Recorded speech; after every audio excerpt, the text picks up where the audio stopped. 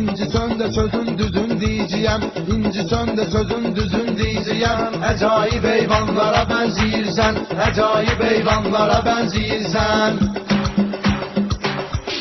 Mən sənin bu əməllər və necə dözüm, mən nə deyim daha sənə yoxdur sözüm.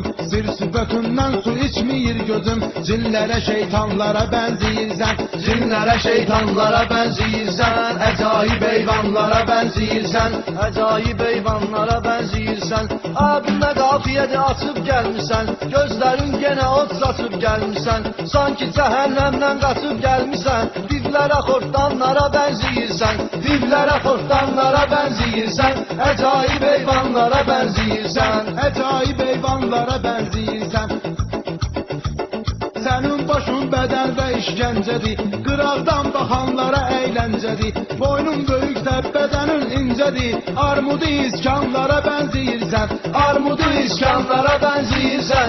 Acayip heyvanlara benziyirsən, acayip heyvanlara benziyirsən. Sənin də düşüb maraq və nakolka, vuraydın əl və ayaq və nakolka.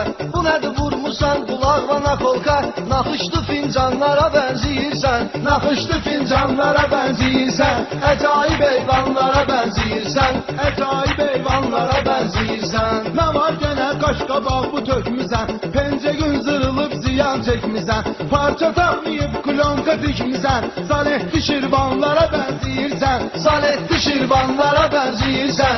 Acayip heyvanlara benziyirsən, acayip heyvanlara benziyirsən. Şirvandan verərəm sənə pay erşən, gənə niyə əhvalın olub zay erşən. Qaşqabağın yerlə gedir ay erşən, bankrot dükanlara benziyirsən, bankrot dükanlara benziyirsən. Acayip heyvanlara benziyirsən, acayip heyvanlara benziyirsən. Hayır ola bəs baş və parik taxmısan, üz gözü və pudra filan yaxmısan. Gecə yarı verilişinə baxmısan, oradaki cananlara benziyirsən, oradaki cananlara benziyirsən.